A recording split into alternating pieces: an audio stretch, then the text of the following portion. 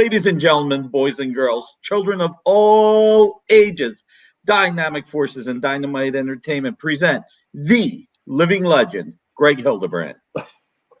Wow. Thank you so much, Nikki. It's an honor and a privilege to be here with you at Dynamite. It's been a lot of fun. We've known each other a good bit.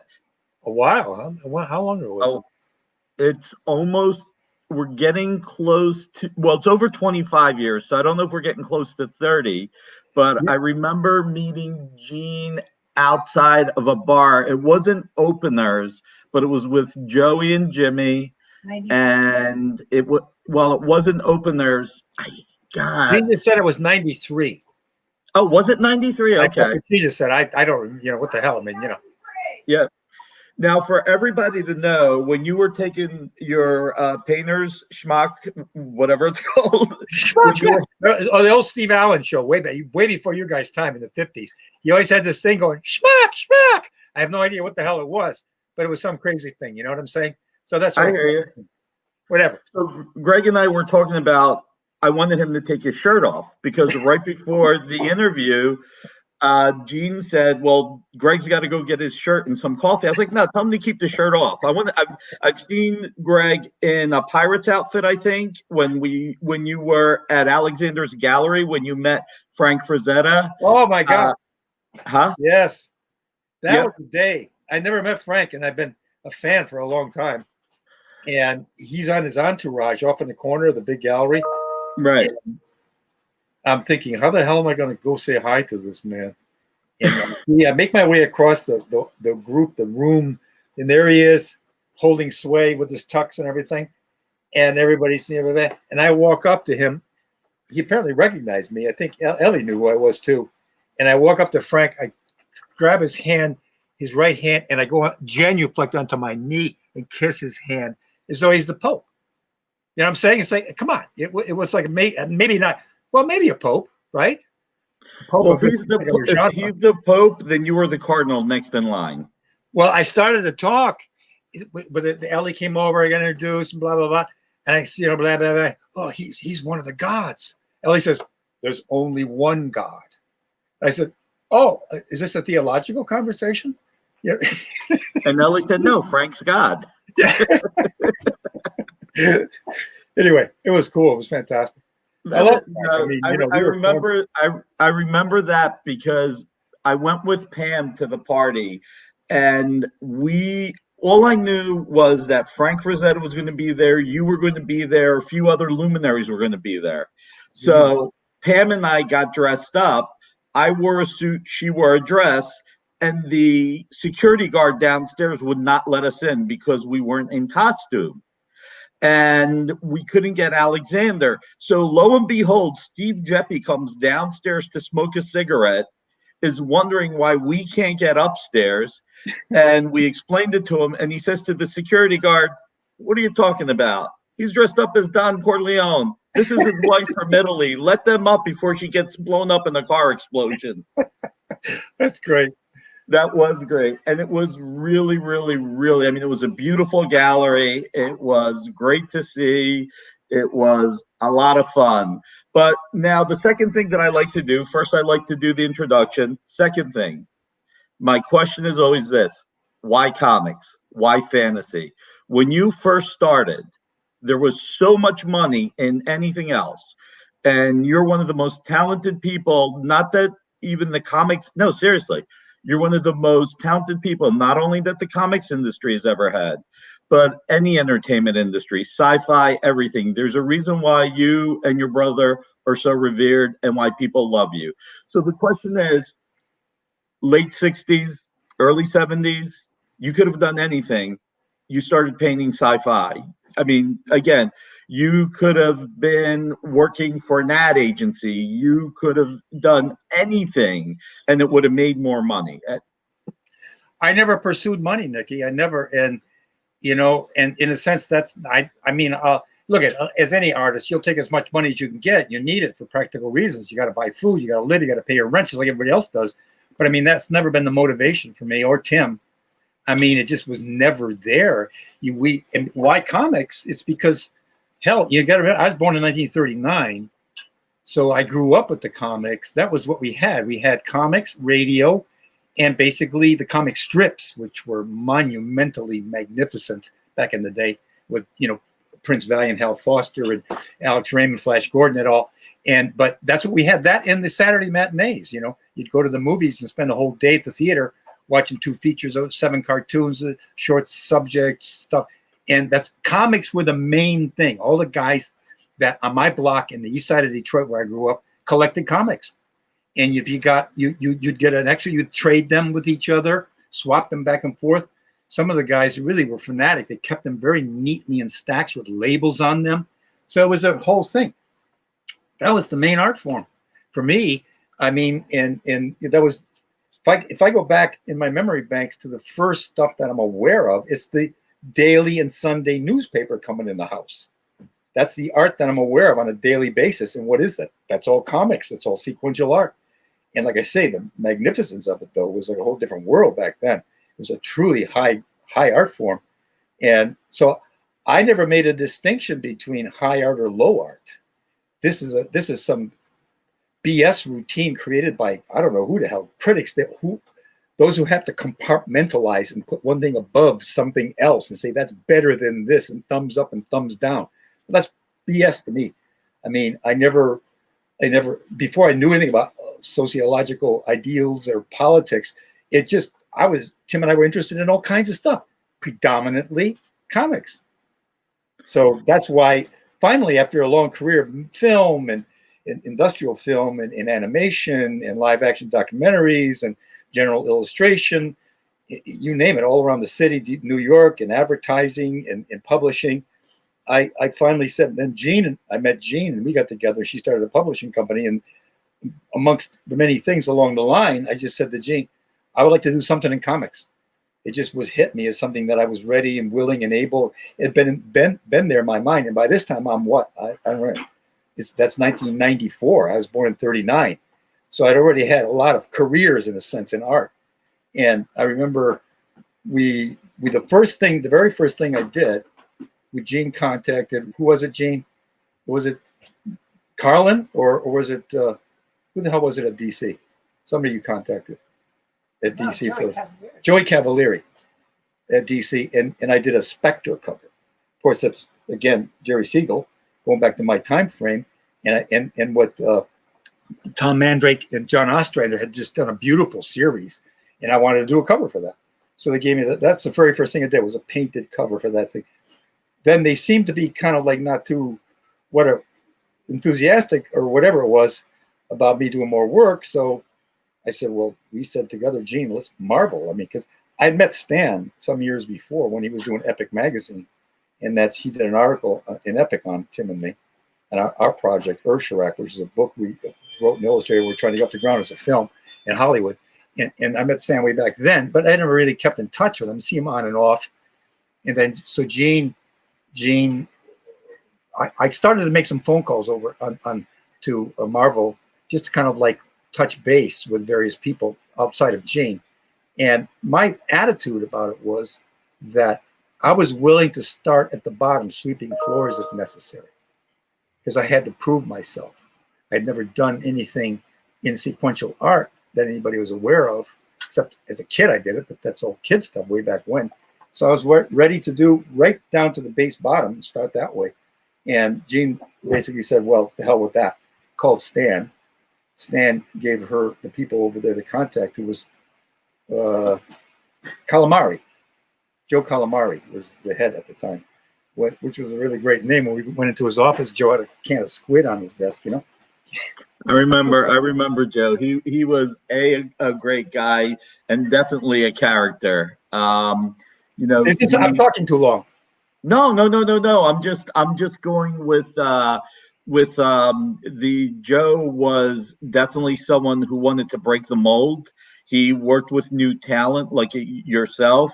I remember when it came to Earth X, there was a funny part where, we'll just say that we helped put together Earth X, and I remember we helped promote Marvel Knights, and Joe was the guy at the forefront saying, "Let's push, let's push, let's push." And he had great people with him like Dan Buckley and others. Yeah. So he had people that had the foresight to say, how are we going to get out of this? Because, of course, this was in the middle of the Marvel bankruptcy. People were fighting for ownership of Marvel. But we're going to go a little bit further back right now. Okay. So the DNA that you have in pop culture, in comics, and you know me well enough that I'm all over the place. Actually, real quick, you're talking about being a child of the 40s, and the comics were in the newspaper strips. The comics were everywhere. You were trading them. And if you think about it, over the entire 80-year history of the comics, we're an industry. People will argue whether or not we're one of the only American-born industries with jazz and maybe baseball. Yep. I'll always say we are. So whether or not people agree, disagree, I don't care. Yeah. But the comics, like you said, they were the weekly serials. You had Batman, Shazam, Flash Gordon, Buck Rogers. I think Buster Crabbe played both Buck Rogers and Flash Gordon. He did in the serial, yes. And, through the years, the industry has grown and morphed with the direct market. And today, the Marvel movies and the DC TV series and some of the new DC movies are back at the forefront. But even other comic books like Dogman or Diary of a Wimpy Kid for a new generation is there. Yeah. The only part of this medium that seems to be slowing down, which is a shame, is the newspaper strips. But that's also because newspapers aren't doing what they used to. But let's talk about you.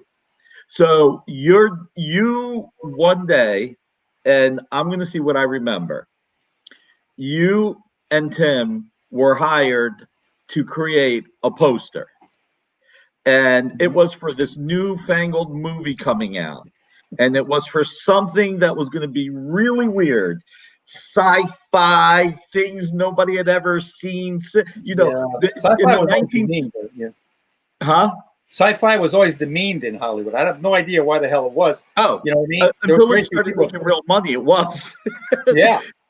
I mean, basically, no one had seen anything from Star Wars since the 1930s serials. I mean, that 1930s, 1940s. Right. That's the last time you saw something like that. And to a degree, that may be why Hollywood looked down on it. Like, it had its time. You know what I mean? It had its day and age. Yeah, and I think they looked at it as kitsch or kid stuff or that kind of crap. You know what I mean? Exactly. Star Trek, had 4 seasons. Ooh, wasn't that special? Yada yada yada. So you get called in and you paint this poster. What, overnight? You're like, I remember. Well, they needed it fast. I mean, because George Lucas, apparently, I didn't know who George Lucas was. They never mentioned the name to us. The ad agency handling 20th Century Fox's account called us, kind of in a panic.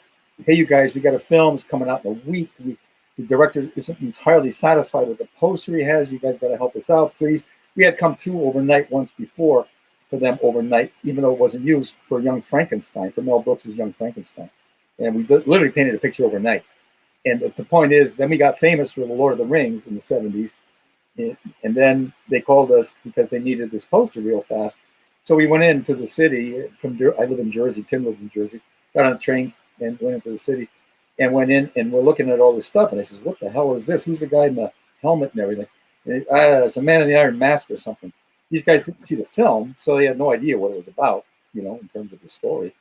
But they all already had a poster, Tom Young's poster. Tom Young was a great poster artist for a long time. He did the classic Ben-Hur with the big chiseled letters and everything. Oh, wow, okay. Yeah, so he was great. They had a poster, and it was a nice poster. I mean, they said, well, I said, what do you want us to do? And they said, well, they want you to make it more comic booky, which I thought, Tim and I, comic booky, what the hell does that mean? That doesn't, they gave us all the information.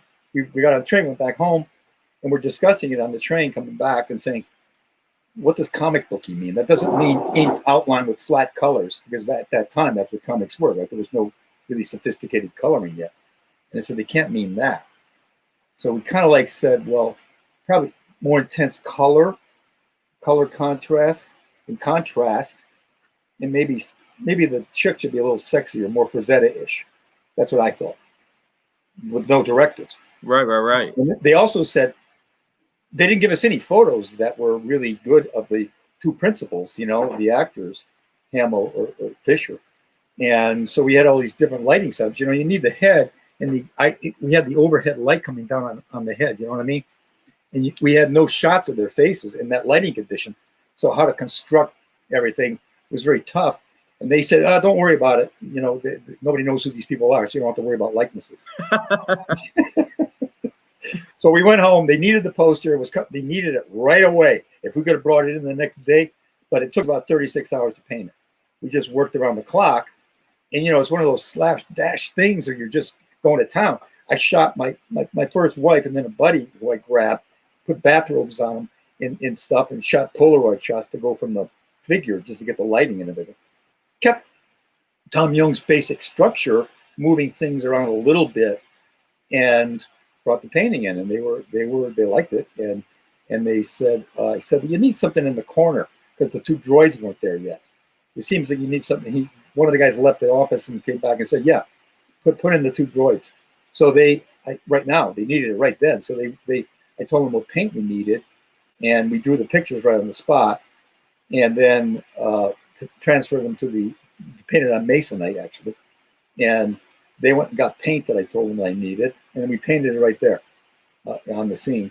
And then the next day, we left the painting with them, and that was it. So I left them. I mean, it was like the world went nuts then, and we got swept up into the craze. Tim and I, like Us Magazine and People Magazine, were knocking at our door. I mean, you're just, and I kept saying, look, this is Tom. Go to Tom. He did the poster. We didn't have anything to do with this movie. We're post-production. Nobody. It didn't matter. The wave was so huge. I think anybody who was like standing up on the fringes would have got swept up into it. Well, if I remember correctly, Tom's poster almost was more like Leia and Luke were more like, we're ready to take on the world. Yeah.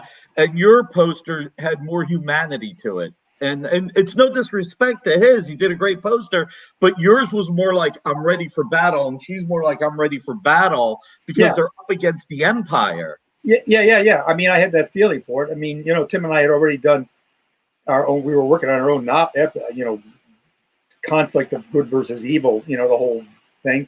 So, and I'd lived in that world since the Lord of the Rings, and all that stuff. And again, going back to comics, it's always the good guys versus the bad guys. That was always those archetypes, those archetypes are going back to the beginning, of human history. But we plunged into it. I think it's upping the palette. You know what I mean? That's the first time, other than our Ursharak paintings, which you've already done. We cranked up the chroma scale of our color and light from what we had done with the Lord of the Rings, which were muted and old world looking. Yeah. So that I think that has an impact. I mean, you find you got what? How much of a fraction of a second to grab somebody's attention with a paperback cover on a book? It's so little. It's so little. You either grab it or you don't. Color contrast works for that kind of thing. Yeah. Even trying to get them to look at it for 10 seconds, you got to grab them for them to say, let me take a closer look. Because if you don't grab them right away, you're not taking that closer look. And just another little story.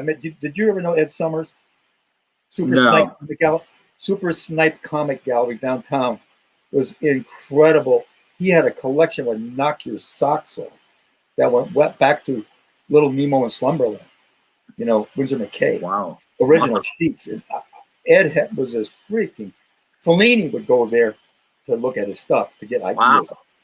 He was a friend of Lucas, and we got connected to Joe. He was the guy that spent 14 years cleaning up the rights on Conan, the first Conan film. Okay. And Ed was the guy that was basically got that movie made. He got in the early stages of it and was working on it like crazy. And we were there, and he says, hey, the film had just come out. Star Wars had just come out. And he says, you want to meet Carrie? And I said, yeah. It's Tim and I. And he walked up the street. It was some someplace in a village. I can't remember exactly what. And went up to her apartment, and she was a big mob there, and she was packing up, ready to go on tour to Europe Right. for the film. And she was really nice. She was fantastic. She was really nice to us. And she said, "You made me look a lot better than I really look." And I, and I said, "I don't think so. I don't think so." I said, "But look, they told us that the likeness didn't matter because you were unknown. So I can't help that." But Not anymore. she was great. She was Yeah.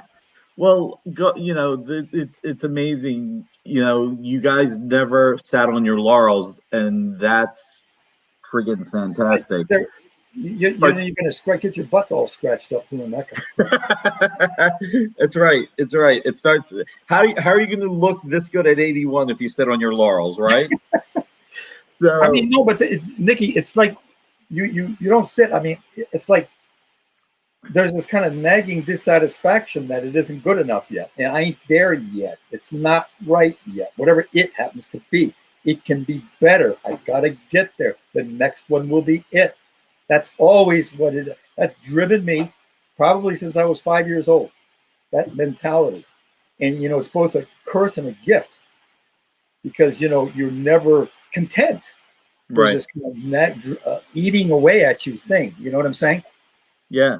And No. it's Well, I wanna go back to now. As we jump around time, talk about the Tolkien work you did for the Lord of the Rings, and it's amazing. I'm pretty sure reading those books, having anyone who had not seen your art, who knew what the characters looked like in their minds. But what I will say is, on so many levels, and I say this not taking away from anyone, but Peter Jackson, the Tolkien estate, New Line Cinemas, Disney, who owned 5% too, and the entire genre, sci fi, comic book, and the rest of the world what the Lord of the Rings became, not only due to Tolkien's imagination, but also that you and Tim took what was there and made it all real. And, I'm sure other artists, if there were other artists, would have done a good job. But there are plenty of times that there are creators that put pen to paper, and when it finally becomes a movie or something, the director or the studio says this isn't good enough, start from scratch. But when you look at the Lord of the Rings movies, when you look at everything that's been made, the DNA is there. It says Greg and Tim Hildebrandt. You've affected something that is something a creator will always want. Every creator, I had this conversation with Dan Jurgens. Your body of work is so incredible that, even when you're 110 and you're ready to call it a day, after 110, the work will live on forever, regardless. And it's going to be something that will always be there.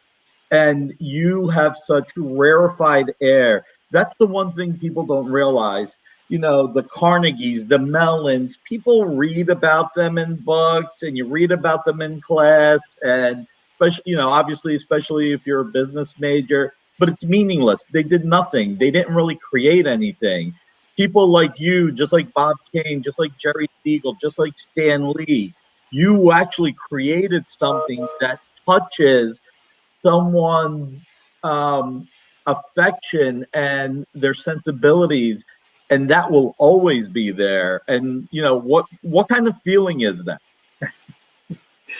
Well, thanks for all that, Vicky. I really appreciate that very much. I mean, kind of a feeling is that. I mean, I always I wake up every morning thanking God, thanking the universe that I'm doing what I'm doing, and thanking Jean, because she's made it all possible, really intensely possible. Even though I've done it all my life, but she really has done it for the last 40 years. But I'm grateful for what the world that I inhabit and the kind of work that I do. I tell people, I mean, I'm doing the same thing that I was doing when I was 7 or 17 years old. Only I'm getting paid for it now. And it's a great feeling. I'm not going to say it's not. And as far as the rings go, and that, Howard Pyle, the father of American, grandfather of American illustration, whatever, he had told his students, NC Wyeth, Schoonover, immerse yourself in it, completely put yourself in the scene, in the world, inhabit it, let it take you over. You have to live in it. And that's always been my approach, and that Tim's approach. It was the approach that Disney had, which we were hung up on. Disney Animation, one of the animators, is you create a real world. You're not decorating a page, even though page decorations are magnificent and beautiful. You're not really decorating a page. You're making a window, like into the wardrobe in Narnia, into this world. That was the effort. That's the thought process. That's the way we're thinking and being. So, that kind, and we read the books, and you totally got into that world, and so we just try to put ourselves in there, and like you're just saying, you thought so, and many people did then, because we're almost 40 by the time we did those calendars, three calendars, and we start to get fan mail. Never had fan mail before, and people really telling us that the images that we painted really fulfilled their ideas and thoughts about that world. And the interesting thing, here's a little side, there was a fan artist, so-called Tim Kirk, who did a calendar. Valentine was printing J.R.R. Tolkien's art, and then they printed this one calendar, Tim Kirk's calendar. And on the back of the calendar, they said, Valentine's looking for artists that want to interpret the Lord of the Rings. Tim and I were the only two professionals that showed up. Wow.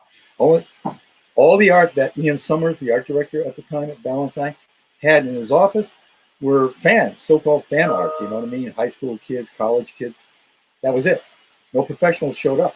And I can remember, too, at that time, the head of the Society of Illustrators I met in some event was sort of like, we were just starting the first calendar, and he was looking at one of the paintings, and he's, what's this? What's that guy's name? Franzetti? And he had this disdainful attitude towards fantasy art. And that existed at that time. I couldn't figure what the hell it was. Fantasy art, epic mythology goes back to the beginning of the human race, for God's sakes, Yeah.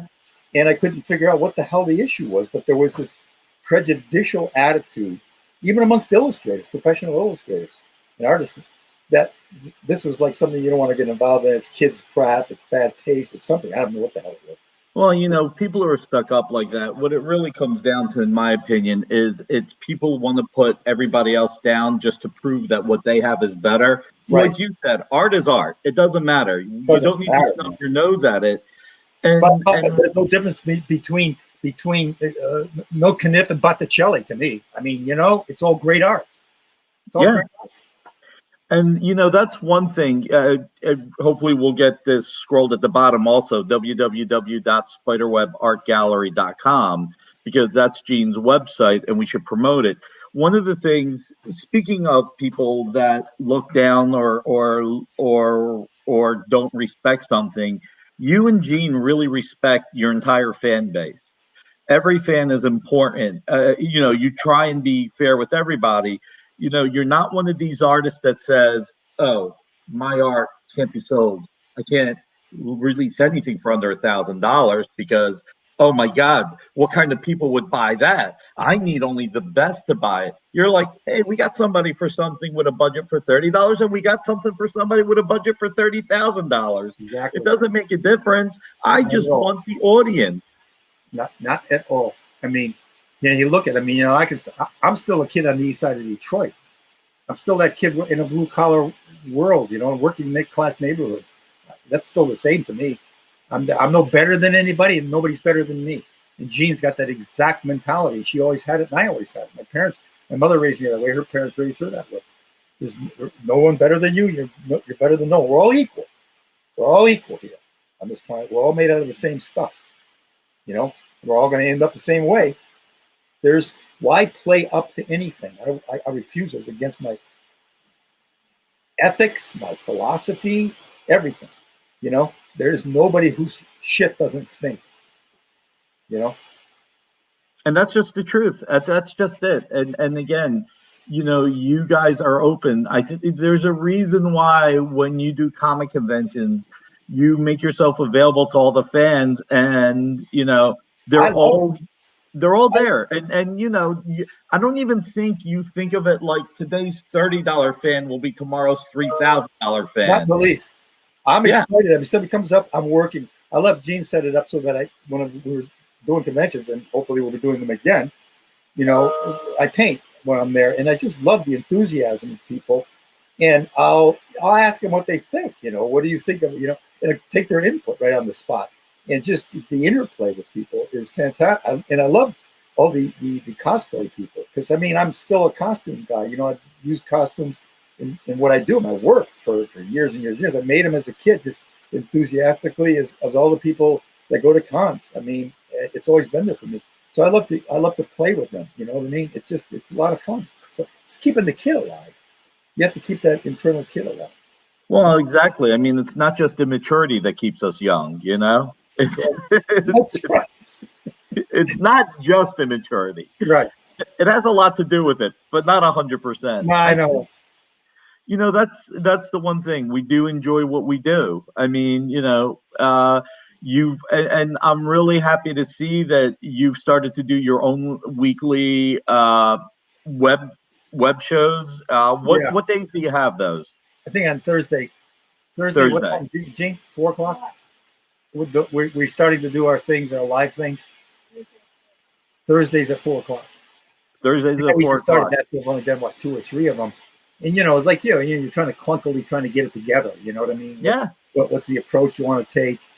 I think it's going to be, we're trying to get formal, get the structure, Look, it's the new world that we're in, Yeah. and it's one of the only ways to be in touch with our fans and just reach out there. And it's the people that are doing this and servicing the fans, because that's what we need to do. Our job is to service the fan. Well, yeah, absolutely. Have to keep the customer satisfied. Yeah. And it's to reward them for supporting us. And To me, art has always been a two-sided issue. Me, and then those who are looking at it. Once it's out of my hands, it's over with. Now the viewer completes the job. yeah, that's got to be the hardest thing. The hardest thing as an artist is when you have a deadline. The deadline's a plus and a minus. The deadline says, I finally got to stop, but you're sitting there looking, saying, if I had a little bit more time, I could change that. Well, yeah, well, there's always that. That'll never stop. But the worst thing in the world is you look at it, it's in print now, it's dead, it's over with. You can't do a damn thing about it. And you say, oh my God, holy crap, I can't look at that. Because you see all the stuff that's wrong with it.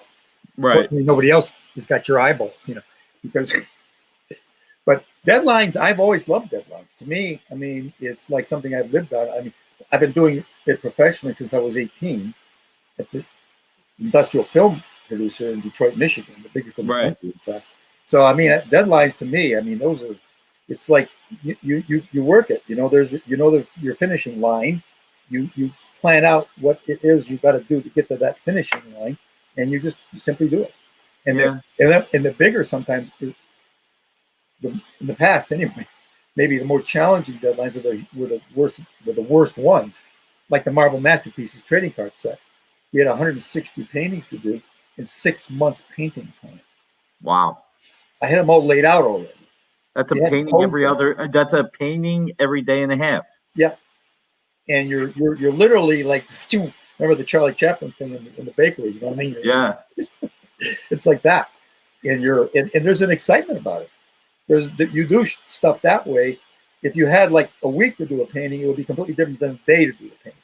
So you're making decisions, hasty decisions, in terms of sometimes, certainly for, I think, that genre, at least the approach that we were trying to take back then in the 90s, right? It aided it. It added to it, that it's to speak, because you're working in the same way that the original comic illustrators are working. Their deadlines, Yeah. It's so amazing. When you look at the industry, Howard Chaykin did the first few Star Wars comics for Marvel, and they were a job. And he did a panel once, which cracked me up. He said if he ever would have known those books would have become important, he would have done a better job on them. I say that But we about had the Star Wars poster. I didn't know Howard said it. He said, I said, if I would have known this damn thing would lasted so long, I would have put 2 more hours in on the painting. and that's the whole thing because Marvel got the license and they had to put out 3 issues of the comics before the movie came out. Yeah.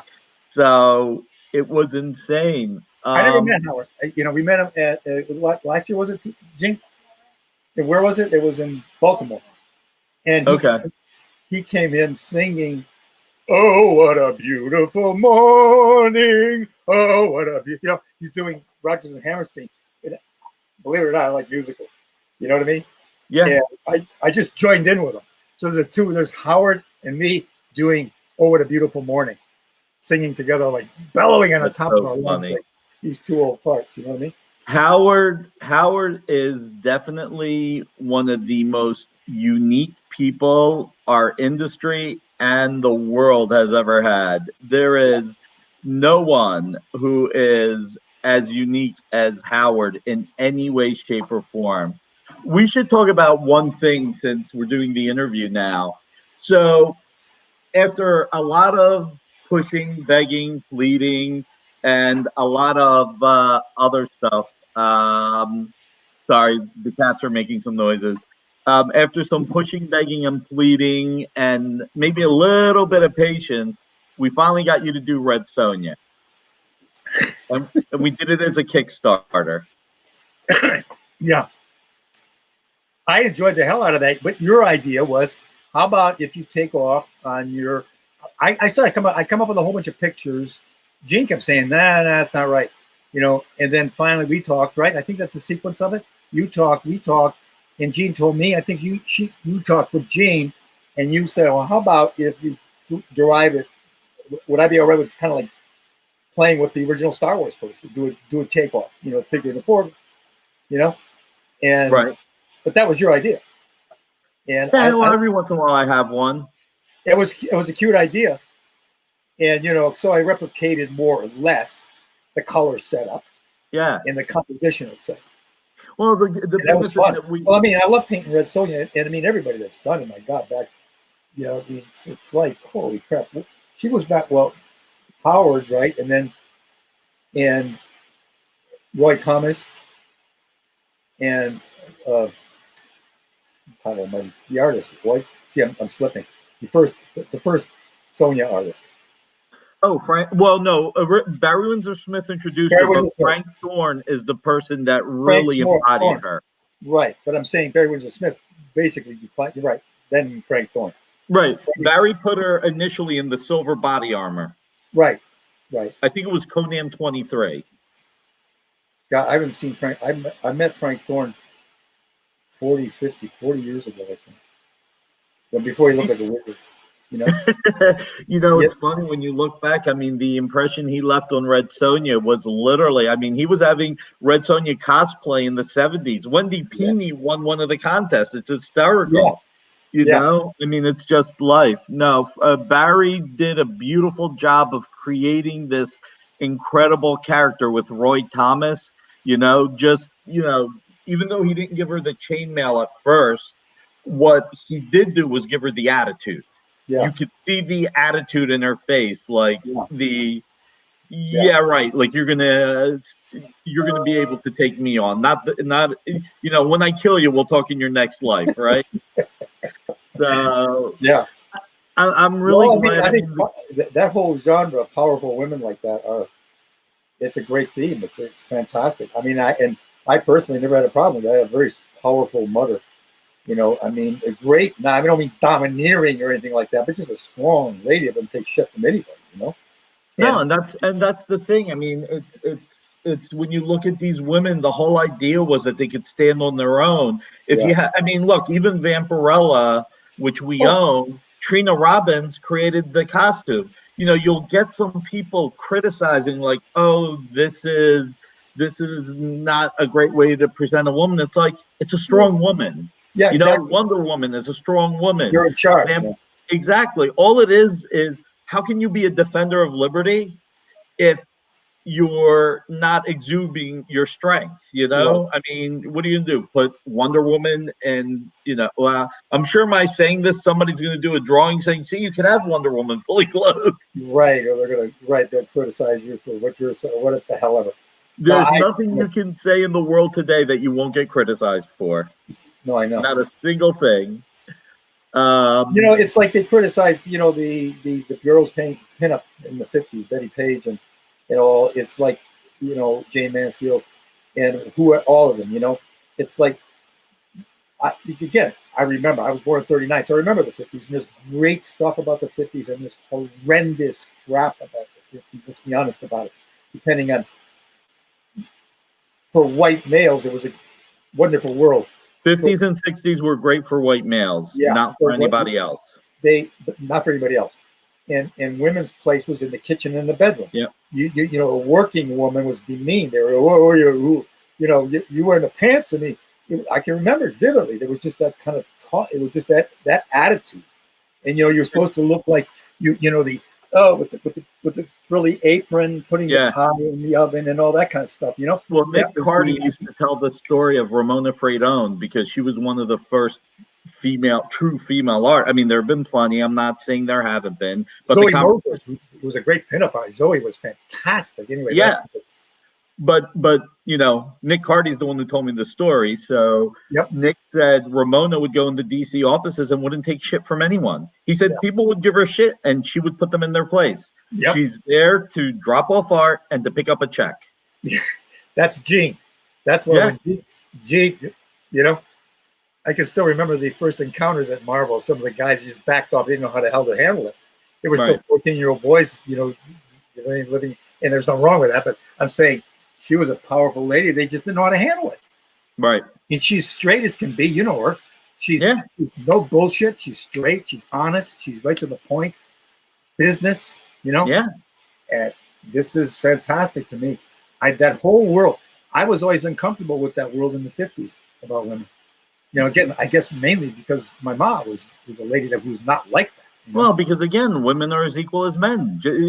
Listen, this world, we've become so much more divisive, and I know we got to wrap this up because you got to get back to everything you got, but this world has become so much more divisive. People, talk about good and evil in the comic books. The world is full of gray. The real world is full of gray. Yeah. Nothing is black and white, and I think that people try and make everything black and white, and it causes every day more divisiveness. Oh, totally. And everybody's equal, just like you were saying before. Everyone's equal. We all put our pants on the same way. We all brush our teeth the same way. We all go, we do different things in life, and it doesn't matter what you do as long as you enjoy it and as long as you treat everybody with the same respect you want them to treat you. Yeah, this world today is like, the packaging issue, right? You need to be packaged. Oh, he's a liberal. Oh, he's a conservative. Right. It's like I reject all labels like that. I'll take human being and artist. Those are the only two I'll accept.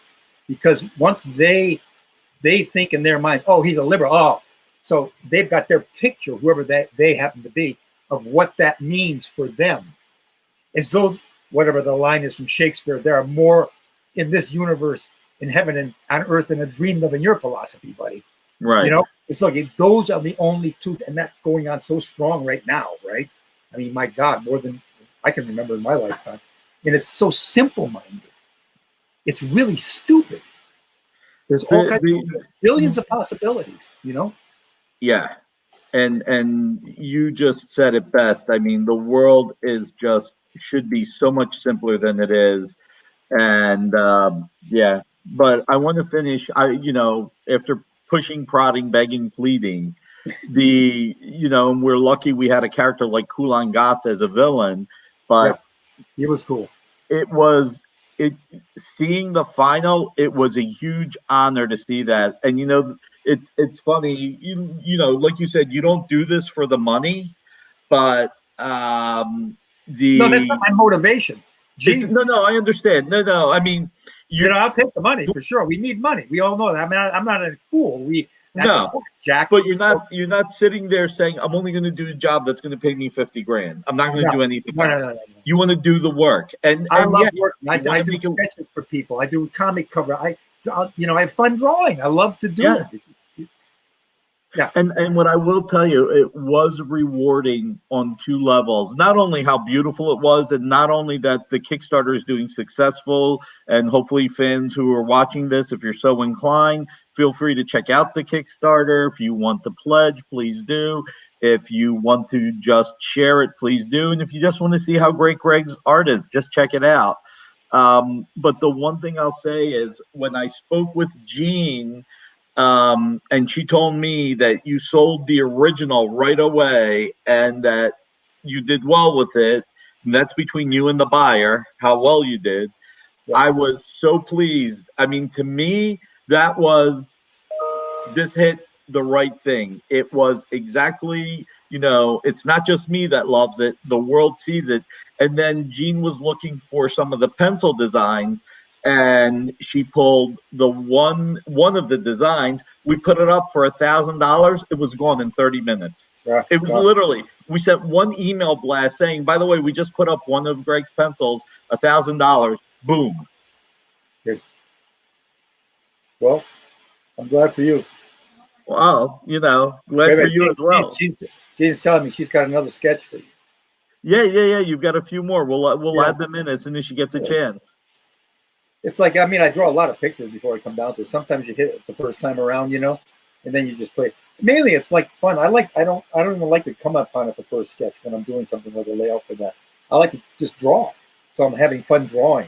It's like just enjoying the whole process. Well, let me end the interview with this. I will tell you this. What I was saying to you earlier is not only with the Tolkien art that you created, the Lord of the Rings. I meant what I said, where the world owes you, sci-fi owes you, fantasy owes you, all the studios owe you, Peter Jackson. But the one thing I'll say on the personal level, and since 1993, since I've known Jean and since I met you at that party, and I met Jean as well, but we didn't know each other at that point. That might have even been late 92. I think that was late 92 when I briefly met you. When I met her with Joe and Jimmy, she's right, it was 93. I will say that my life has been better knowing you both, and I appreciate that. Wow. Thanks. Thank you. No, you two are two of the nicest people I know. You are incredibly talented. Jean is incredibly talented. You're right. She takes no shit. It's one of the things I love about Jean. They're short conversations. The only you don't need all that. You get down to it. The only way conversations become long is if she doesn't like something and she explains to you why, and you're working through it, or she likes something and she's talking to you how to make it better. The short conversations are, no, we're not doing it. Let's talk about something else, or this is perfect. Let's run with it. But I mean, it's all makes life easier. One of my other rights holders, Elvira, the gentleman that I work with there, Scott Marcus, is just like Gene. And he said to me once, he's like, you must hate talking to me because I say no a lot. I said, no, I don't hate talking to you because of that. I love talking to you because of that. Because at the very least, you say no, we move on, And that's what I love about Gene. If she says no, or if you say no, we move on. But just knowing you guys, period, has been a personal but also a professional high for me, and I feel blessed. Same here, Nicky. Knowing you. Thank you. We love you, and we love working with you. Thank you, and I'm glad, and we got more beautiful things to come. And audience, I'm looking forward to it. Please go to spiderwebart.com. Check out everything. There's something for everyone, and just even if you just go there and enjoy the beautiful art. I mean, I just said I'll leave it with that, but I'll also leave it with this. Greg's artwork is beyond sci-fi. It's beyond everything. I mean, you should see his pinups. They're gorgeous. There is nothing that Greg doesn't touch that doesn't affect the fans or the world. So there's a great variety, and there's more that Gene has on the website. Thanks, man. Until next time. Until the next time. Look forward to it. Thank you. Bye. Thank you, Gene. Take care.